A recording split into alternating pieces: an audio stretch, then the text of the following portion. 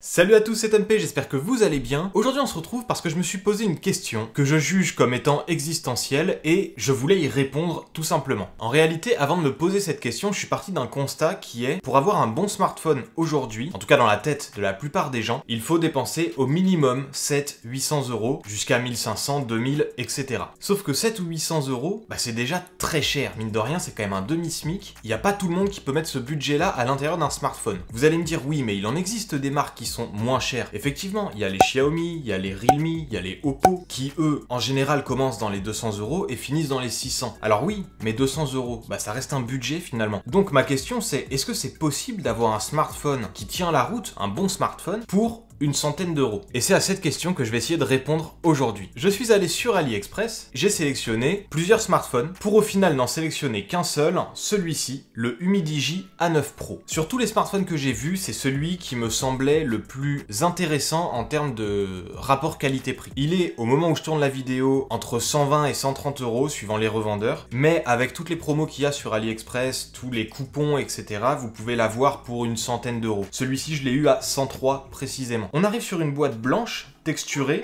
où il y a juste la marque Humidigi Smartphone. Je l'ai pris en onyx noir. Et ici, on a quelques caractéristiques techniques. On nous dit qu'il fonctionne avec un Helio P60, cadencé à 1,8 GHz octo-cœur, qu'il fonctionne donc sous Android, qu'il a 6 Go de RAM et 128 Go de stockage interne, qu'on peut en plus coupler avec une carte micro SD, dual nano SIM, donc on peut mettre deux cartes SIM à l'intérieur, 4150 mAh de batterie. Eux, ils annoncent environ 2 jours d'autonomie, un écran 6,3 pouces Full HD+, avec un ratio de 19,5/9, 4 caméras à l'arrière et une caméra selfie. Donc les 4 à l'arrière, nous avons le 48 mégapixels qui est un capteur Sony, 5 mégapixels pour un capteur de profondeur, une de 16 mégapixels ultra grand angle 120 degrés, une de 5 mégapixels pour la macro. Et n'oublions pas la caméra selfie qui est à 24 mégapixels et qui est également un capteur Sony. Globalement, c'est à peu près tout ce qu'on a à l'arrière d'intéressant. On va donc pouvoir l'ouvrir et voir la tête de ce téléphone. Et je ne vous cache pas que j'ai très hâte. Il a aussi une particularité que j'aime beaucoup, qui est un capteur de température. Et je trouvais ça intéressant par les temps qui courent, tout simplement avoir un thermomètre sur soi, H24 tout le temps. Je vais tout sortir et on verra après, détail par détail. Déjà en termes de présentation, je trouve ça pas mal. Donc dans la boîte, on a vraiment le basique du basique, c'est-à-dire le smartphone, je pense toutes les notices, les docks, etc. Un adaptateur secteur et le câble qui est USB vers micro USB. À l'intérieur de la petite enveloppe, on a tout simplement le manuel d'utilisation qui est en français. On a également la petite aiguille qui va nous permettre de retirer l'emplacement pour la carte SIM et le smartphone qui a sa coque de protection déjà mise. Coque de protection en plastique mou, vraiment très classique, mais c'est toujours bien de pouvoir en avoir une pour protéger son smartphone. Il est assez épais, mais il a l'air complet. On a un capteur d'empreinte digitale sur le dos. Ah, on a un bouton customisable sur le côté. Sur la face avant, donc on a l'écran, évidemment.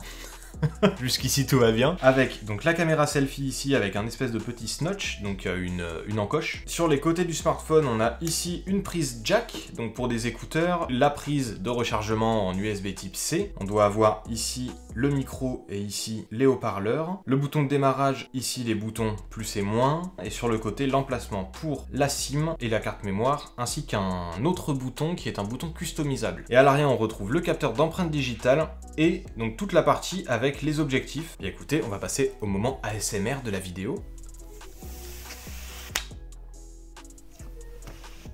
Alors il y a un écran de protection qui est dessus et le dos, donc je l'ai pris en onyx, le dos est en verre.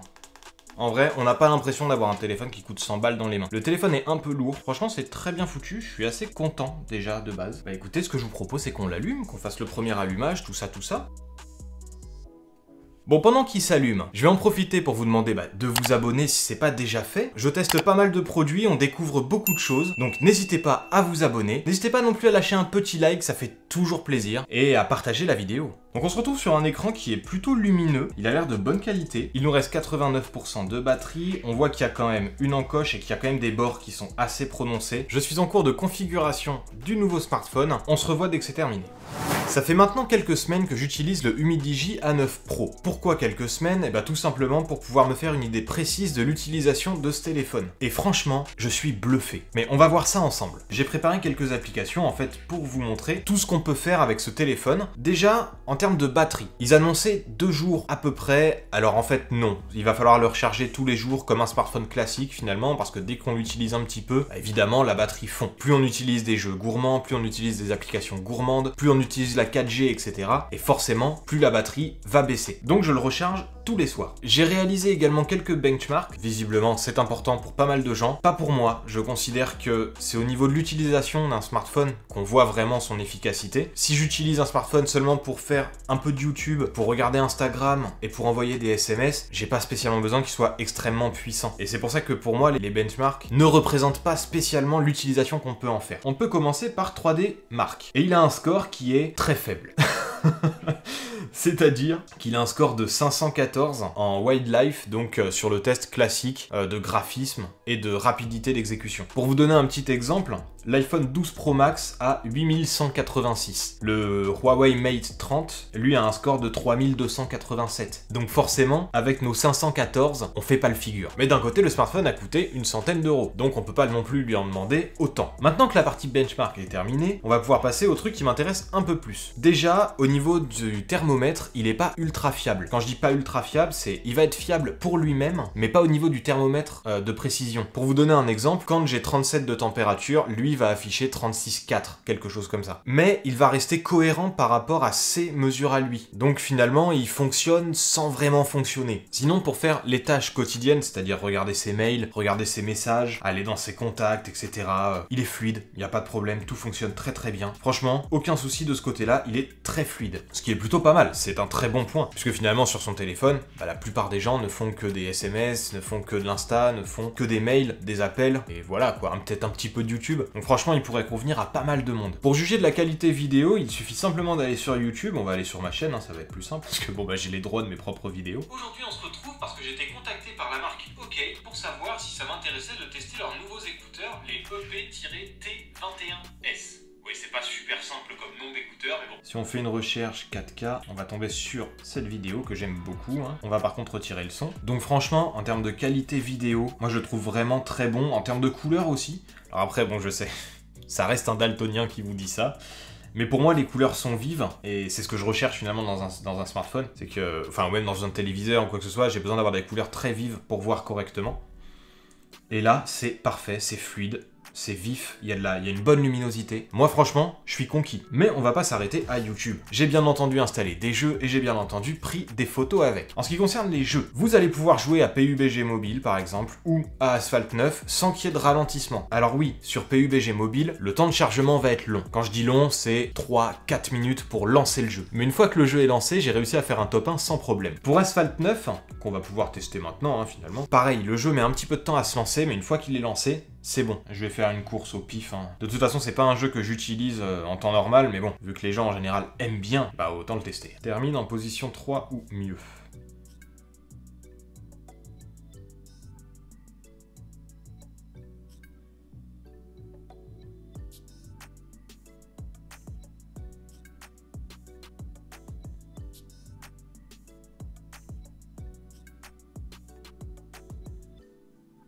Donc vous voyez quand même, il est clairement pas dégueulasse. Alors effectivement, il y a quelques frises de temps en temps, mais c'est vraiment rare et ça empêche pas du tout le jeu. Donc je suis assez convaincu pour le jeu. Comme je vous l'ai dit, j'ai réussi à faire PUBG Mobile sans problème, à faire un top 1. J'arrive à jouer à Asphalt. Et voilà, si vous voulez par exemple aller sur Instagram, ce qui va être un peu son domaine de prédilection, je dirais, les photos s'affichent clairement, il est fluide, c'est agréable. Après, en ce qui concerne la photo, eh ben franchement, je le trouve vraiment très bon aussi. Alors je dis très bon, mais je le ramène évidemment à son prix de 100 €. Mais pour 100 €, on arrive à se retrouver avec des photos qui sont vraiment pas déconnantes. Quand je dis pas déconnantes, c'est par exemple celle-ci, j'ai mis le mode portrait. Donc ça, c'est la caméra selfie, j'ai réussi à faire le mode portrait. Alors j'avais un peu de luminosité, mais c'est propre. C'est que j'ai fait plusieurs autres tests. Par exemple, celui-ci, c'était en fin d'après-midi. Donc cette photo avec le capteur Sony de 48 mégapixels. J'ai fait celle d'après avec l'objectif l'objectif grand angle, qui lui, effectivement, bave un petit peu plus. Donc là, on se retrouve avec une photo que j'ai fait en mode portrait, toujours en caméra selfie, et celle-ci en mode normal. J'ai essayé également le mode macro avec cette photo, pour vous dire que ça fonctionne quand même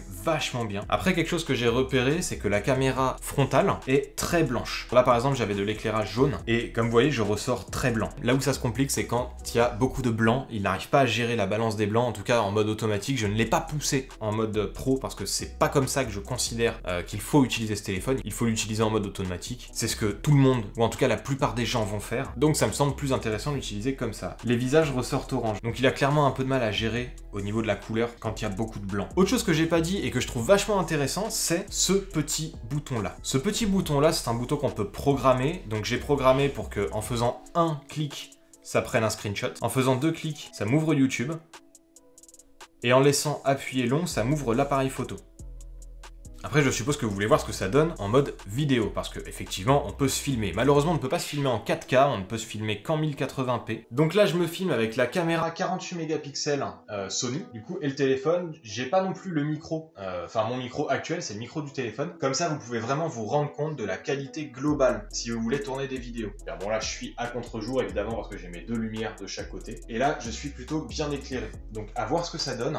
À voir aussi au niveau du micro, ça je vous laisserai juger par vous-même. Voilà, je teste cette fois-ci le téléphone pendant qu'il bouge pas partout, donc en style vlog. Cette fois, il est posé. Théoriquement, on devrait avoir une image qui est plus stable, je devrais être plus net, évidemment. J'ai laissé mes lights, donc techniquement, je devrais être vachement bien éclairé, peut-être un peu trop comparé à d'habitude. À voir ce que ça donne. Je reprécise que je ne ferai ni colorimétrie, ni quoi que ce soit sur le son. Tout ça pour dire que ce téléphone est franchement bon. Alors évidemment, si vous êtes abonné à des smartphones haut de gamme, ça va vous choquer. Et encore, je suis même pas sûr, parce qu'il faut voir aussi l'utilité que vous en avez. Donc pour répondre à ma question du début qui était, est-ce qu'on peut avoir un bon smartphone pour 100 €? La réponse est clairement oui, c'est validé. On peut avoir un bon smartphone qui fait bien le travail pour 100 €. Sinon, je vous laisse, il est assez tard, donc c'était Tom P. A plus, bye.